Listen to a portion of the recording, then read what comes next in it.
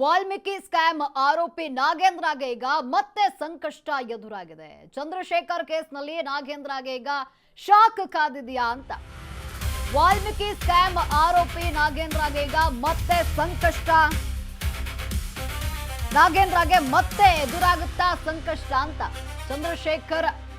ಚಂದ್ರಶೇಖರನ್ ಆತ್ಮಹತ್ಯೆ ಪ್ರಕರಣದ್ದೇ ಈಗ ಟೆನ್ಷನ್ ಶುರುವಾಗಿದೆ.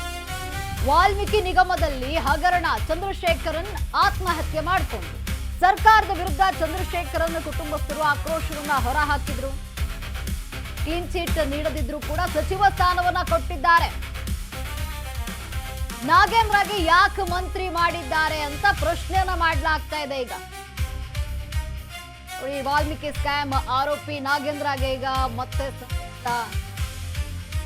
ವಾಲ್ಮೀಕಿ ಹಗರಣದ ಆರೋಪಿಗೆ ಸಚಿವ ಸ್ಥಾನವನ್ನ ನೀಡಲಾಗಿದೆ. ಇದೇ ವಿಚಾರಕ್ಕಿಂತ ಪ್ರಶ್ನೆ ಎದ್ದಿದೆ.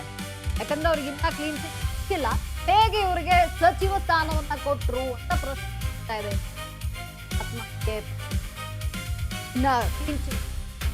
ಆದ್ರೂ ಹೇಗೆ ಇವರಿಗೆ ಸಚಿವ ಸ್ಥಾನವನ್ನ ಕೊಟ್ಟರು ಅಂತ ಸರ್ಕಾರದ ವಿರುದ್ಧ ಈಗ ಚಂದ್ರಶೇಖರನ್ ಕುಟುಂಬಸ್ಥರು ಆಕ್ರೋಶವನ್ನ ವ್ಯಕ್ತಪಡಿಸ್ತಾ ಇದ್ದಾರೆ. ಕ್ಲೀನ್ ಚೀಟ್ ಸಿಕ್ಕಿಲ್ಲ ಇವರಿಗೆ ಇನ್ನೂ, ಆದ್ರೂ ಸಚಿವ ಸ್ಥಾನವನ್ನ ನೀಡಿದ್ದಾರೆ. ನಾಗೇಂದ್ರಗೆ ಯಾಕೆ ಮಂತ್ರಿ ಮಾಡಿದ್ದಾರೆ ಅಂತ ಪ್ರಶ್ನೆಯನ್ನ ಮಾಡಲಾಗ್ತಾ ಇದೆ. ಈಗ ನೋಡಿ, ವಾಲ್ಮೀಕಿ ಹಗರಣದ ಆರೋಪಿ ನಾಗೇಂದ್ರಗೆ ಸಚಿವ ಸ್ಥಾನವನ್ನ ಈ ಬಾರಿ ಡಿಕೆ ಕ್ಯಾಬಿನೆಟ್ ನಲ್ಲಿ ನೀಡಲಾಗಿದೆ. ಇದೇ ವಿಚಾರಕ್ಕೆ ಸಂಬಂಧಪಟ್ಟಂತೆ ಈಗ ಸಂಕಷ್ಟ ಎದುರಾಗಿದೆ ನಾಗೇಂದ್ರಗೆ. ಚಂದ್ರಶೇಖರನ್ ಕೇಸ್ ನಾಗೇಂದ್ರಗೆ ಶಾಕ್ ಕಾದಿದೆಯಾ? ಸಿಕ್ಕಿರುವಂತಹ ಸಚಿವ ಸ್ಥಾನ ಕೈ ತಪ್ಪುತ್ತಾ? ವಾಲ್ಮೀಕಿ ಹಗರಣಕ್ಕೆ ಸಂಬಂಧಪಟ್ಟಂತೆ ಚಂದ್ರಶೇಖರನ್ ಆತ್ಮಹತ್ಯೆ ಮಾಡಿಕೊಂಡ್ರು. ಈ ಕೇಸ್ನಲ್ಲಿ ನಾಗೇಂದ್ರಗೆ ಇನ್ನೂ ಕೂಡ ಕ್ಲೀನ್ ಸಿಕ್ಕಿಲ್ಲ. ಹಾಗಾಗಿ ಇಲ್ಲಿ ಸಚಿವ ಸ್ಥಾನ ಬಂದಿರುವಂಥದ್ದು ಕೈ ತಪ್ಪುತ್ತಾ ಪ್ರಶ್ನೆ ಮಾಡ್ತಿದ್ದಾರೆ. ಈಗ ಕ್ಲೀನ್ ಚಿಟ್ ಸಿಕ್ಕಿಲ್ಲ, ಹೇಗೆ ನೀವು ಸಚಿವ ಸ್ಥಾನವನ್ನು ಕೊಟ್ರಿ ಅಂತ ಪ್ರಶ್ನೆ ಮಾಡಲಾಗ್ತಾ ಇರುವಂಥದ್ದು. ಹಾಗಾಗಿ ಸಚಿವ ಸ್ಥಾನ ಕೈ ತಪ್ಪುತ್ತಾ ನಾಗೇಂದ್ರಗೆ ಮತ್ತೆ ಸಂಕಷ್ಟ ಎದುರಾಗುತ್ತಾ ಅನ್ನುವಂಥ ಪ್ರಶ್ನೆ ಇಲ್ಲಿ ಮೂಡ್ತಾ ಇರುವಂಥದ್ದು. ನಾಗೇಂದ್ರಗೆ ಈಗ ಸಚಿವ ಸ್ಥಾನ ಸಿಕ್ಕಿರುವಂಥದ್ದು ಡಿಕೆ ಕ್ಯಾಬಿನೆಟ್ನಲ್ಲಿ. ಒಂದು ಕಡೆ ಏನು ವಾಲ್ಮೀಕಿ ಹಗರಣದಲ್ಲಿ ಚಂದ್ರಶೇಖರನ್ ಆತ್ಮಹತ್ಯೆ ಮಾಡಿಕೊಂಡ್ರು, ಇದರಲ್ಲಿ ಇವರ ಒಂದು ಹೆಸರು ಕೂಡ ಇತ್ತು. ನಾಗೇಂದ್ರಗೆ ಈಗ ಸಂಕಷ್ಟ ಎದುರಾಗಿರುವಂಥದ್ದು. ಅಧಿಕಾರಿಗಳ ಮೇಲೆ ಮಂತ್ರಿಗಳಿಂದ ಸಿಕ್ಕಾಬಟ್ಟೆ ಒತ್ತಡ ಇತ್ತ. ಸ್ಫೋಟಕ ಮಾಹಿತಿಯನ್ನ ಬಿಚ್ಚಿಟ್ಟಂತಹ ಪತ್ನಿ ಕವಿತಾ,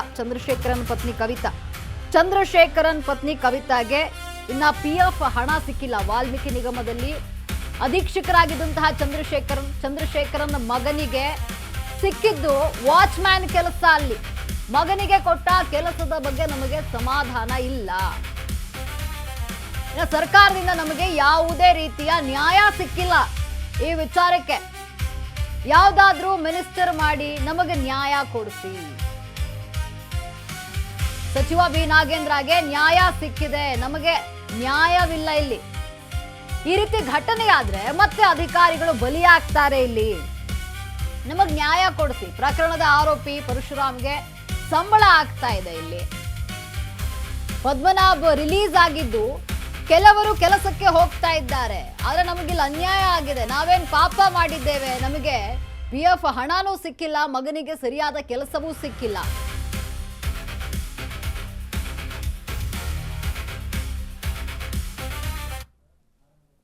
ಆಫೀಸಿಗೆ ಎಷ್ಟು ಸರಿ ಹೋಗಿದ್ದೀನಿ ಅನ್ನೋದು ನನಗೆ ಗೊತ್ತಿದೆ ಸರ್.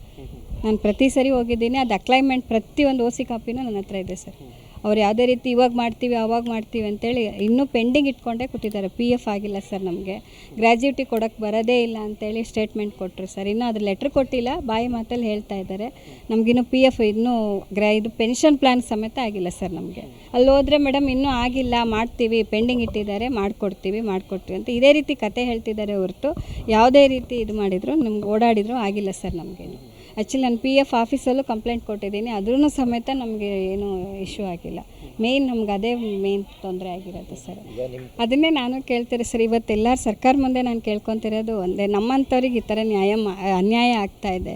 ಇಷ್ಟು ಓಡಾಡಿ ನಾವು PFಗೋಸ್ಕರ ಎಷ್ಟೊಂದು ಓಡಾಡ್ಬೇಕಾದ್ರೆ ನಮಗೆಷ್ಟು ನೋವಿದೆ ಸರ್. ನಾವು ಒಂದು ಸರಿಗೆ ಹೋಗ್ಬೇಕಂದ್ರೆ ಬೆಂಗಳೂರಿಗೆ ನನಗೆ 2,000 ಖರ್ಚಾಗುತ್ತೆ ಸರ್. ನಾನೇನು ಮಾಡಬೇಕು ಸರ್? ಅವರಿಗೆ ನ್ಯಾಯ ಸಿಕ್ಕಿರೋದು, ನಮಗೇನು ನ್ಯಾಯ ಸಿಕ್ಕಿಲ್ಲ ಸರ್. ನಮಗೆ ಇದರಲ್ಲಿ ಏನೂ ನ್ಯಾಯ, ಸತ್ತವ್ರು ನಾವು ಅದರಿಂದ ಹೊರಗಡೆ ಬರೋಕ್ಕಾಗದೆ ನೋವು ತಿಂತಾ ಇದೀವಿ ಹೊರತು ನಮ್ಗೆ ಯಾವುದೇ ಬೆನಿಫಿಟ್ ಆಗಿಲ್ಲ ಸರ್. ನಮಗೆ ಮನೆಯವರು ನೋಡಿದ್ರೆ ಅಧೀಕ್ಷಕರಾಗಿದ್ದರು, ನಮ್ಮ ಮಗನಿಗೆ ನೋಡಿದ್ರೆ SLC ಬೇಸ್ ಮೇಲೆ ಅದು ಏನಕ್ಕೂ ಬೇಡಲಿಲ್ಲ ವಾಚ್ಮ್ಯಾನ್ ಪೋಸ್ಟಿಂಗ್ ಕೊಟ್ಟಿದ್ದಾರೆ ಸರ್ ಹಾಸ್ಟೆಲಲ್ಲಿ. ಪರ್ಮನೆಂಟ್ ಅಲ್ಲ, ಇನ್ನೂ ಟೆಂಪ್ರವರಿ ಪೋಸ್ಟಿಂಗ್ ಎಲ್ಲ ಇದೆ. ಈಗ ಇದೆಲ್ಲ ಆದಾಗ ನಮಗೂ ತುಂಬ ನೋವಾಗುತ್ತೆ ಸರ್. ಏನು ಸರ್ ನಮಗೆ ನ್ಯಾಯ ಸಿಕ್ತು? ಮತ್ತು ಅವ್ರವ್ರ ಹುದ್ದೆಗೆ ಹೋದ್ರೆ ಸರ್ ನಮಗೆ ಇದೆಲ್ಲ ಅನ್ಯಾಯ ಆಗಿರೋದು ಸರ್. ನಾನು ಮತ್ತೆ ಕೇಳ್ಕೊತಿರೋದು ನ್ಯಾಯ ಬೇಕು ನಮಗೆ ಅಂತ ಅದನ್ನೇ ಹೇಳ್ತಾರೆ ಸರ್. ನಾನು ನ್ಯಾಯ ಕೊಡಿಸಿ ಅಂತ ಕೇಳ್ಕೊತಾ ಇರೋದು ಅದೊಂದೇ ಸರ್. ಸರ್ ನಾನು ಹೇಳ್ತೆ ತಪ್ಪಿತಸ್ಥರಿಗೆಲ್ಲ ಶಿಕ್ಷೆ ಆಗಲೇಬೇಕು ಸರ್. ನಾನು ಕೇಳ್ತಾ ಇರೋದು ಒಂದೇ, ಯಾಕಂದರೆ ಮತ್ತೆ ಈ ರೀತಿ ಆಗಬಾರ್ದು ಅಂತ ನಾವು ಕೇಳ್ತೀವಿ.